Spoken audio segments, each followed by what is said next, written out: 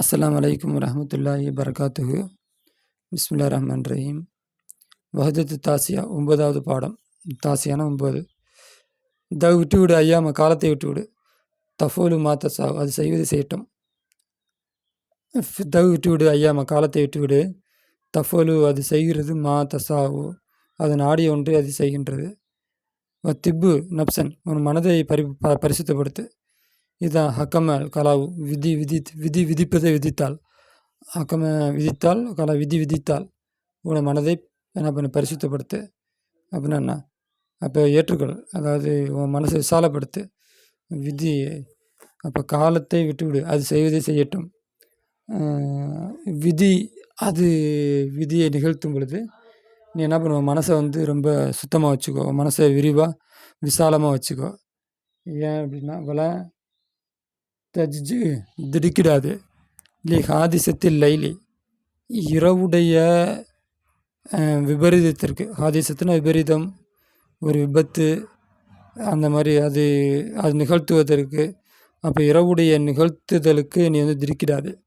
அப்போ ஏதாவது நடந்தால் அதை என்ன பண்ணாத, திடுக்கிடாது, அது யதார்த்தமாக ஏற்றுக்கோ. ஃபமாலில் ஹவாதிசி அப்போ விபத்துகளுக்கு, அதாவது சரியான மொழிபெயர்ப்பு என்ன இதெல்லாம் சொல்லலாம். விபத்து, இடையூறு. அப்போ இடையூறுகளுக்கு இல்லை துனியா, உலகத்துடைய இடையூறுகளுக்கு துன்பத்திற்கு இல்லை பக்கா நிரந்தரம் இல்லை. அப்போ ஏதாவது இன்சிடெண்ட் நிகழ்ந்தால் நீ அதுக்காண்டி என்ன பண்ணாத, நீ வருத்தப்படாத, திரிக்கிடாத. அந்த அவாதிஸ் இன்சிடெண்ட்டுக்கு இல்லை, உலகத்துடைய இன்சிடெண்ட்டுக்கு இல்லை இந்த பக்காவும் நிரந்தரம். அப்போ இன்றைக்கி ஒன்று நடக்கும், நாளைக்கு அது மாறிடும். அதனால் எதை பற்றி என்ன பண்ணாத, திரிக்கிடாது, கவலைப்படாத அப்படின்னு அர்த்தம்.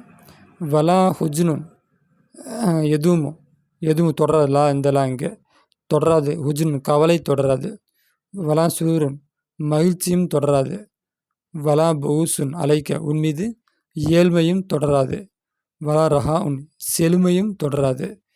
இப்போ இந்த மாதிரிலாம் நீ கவலைப்பட்டு இருக்க தேவையில்லை. ஏன் அப்படின்னா கவலையும் அது நிரந்தரமாக இருக்க போவதில்லை.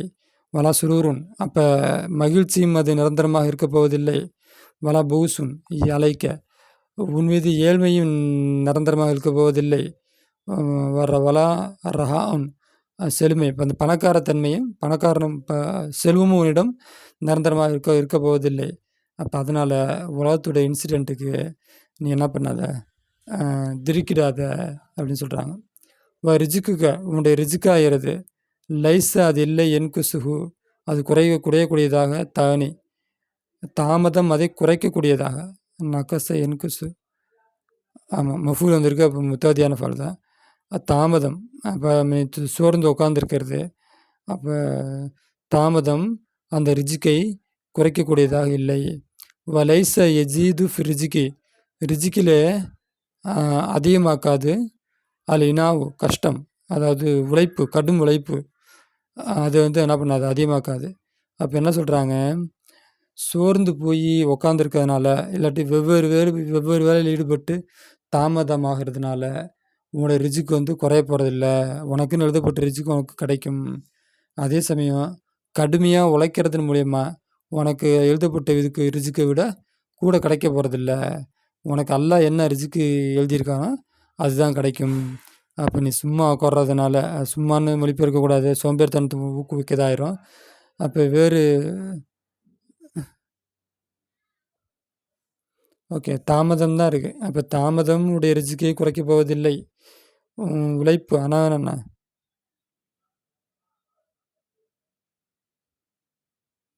ஆனால் தாபு கடுமையான வேலை செய்கிறது, கடுமையான முயற்சிகள் உன்னுடைய ரிஜிக்கை அதிகப்படுத்த போவதும் இல்லை. இறைவன் விதித்தது தான் உனக்கு கிடைக்கும். இதாமா குந்த தா கல்வின் குனூஇன் குனூனா போதுமன்ற மனம் உடையவனாக நீ ஆகியிருந்தால், போதுமன்ற இதயம் உடையவனாக நீ ஆகியிருந்தால். இதாமா குந்த தா கல்வின் குனூயின் போதுமன்ற இதயம் உடையவனாக நீ ஆகியிருந்தால். ஃபந்த நீயும் ஓ மாலிக்குன் உன்னுடைய எஜமானனும் துனியா உலகத்திலே சமமானந்தான். இப்போ நீ உன்னுடைய அரசனும் இல்லாட்டி உன்னுடைய முதலாளியும் 2 பேர் சமந்தான். எப்போ இப்போ இருக்கிறத வச்சு மன நிறைவோடு சந்தோஷமாக வாழ தெரிஞ்சா, அப்போ நீயும் உன்னுடைய எஜமானனும், நீயும் உன்னோட முதலாளியும் இல்லாட்டி நீயும் உன் அரசனும் சமம்தான். அப்போ போதுமென்ற மனம் இருந்தால் இந்த உலகத்தில் ஏழையும் பணக்காரனும் ஒன்று தான். ஏன்னா வாழ்க்கையுடைய அளவுகோல் எது? மனசு தான். நம்ம வந்து இருக்கிறத வச்சு கஞ்சியோ கூழோ குடித்தாலும் சந்தோஷமாக குடிக்கிறோம். அப்போ ரொம்ப ரிச்சாக அவனுக்கு என்னென்ன கிடைக்குமோ அத்தனையும் கிடைக்குது. ரொம்ப உயர்தரமான உணவுகள் சாப்பிட்டு மன திருப்தி இல்லாமல் வாழ்ந்தா அப்போ அவனோட நம்ம நல்லா இருக்கோம்னு அர்த்தம். அப்போ நம்மளோட சந்தோஷத்தை முடிவு பண்ணுறது நம்முடைய மனம்தான். அதுதான் போதுமென்ற மனம் பொன் செய்யும் மருந்து. நல்ல ஒரு தத்துவ ரீதியான ஒரு கவிதை.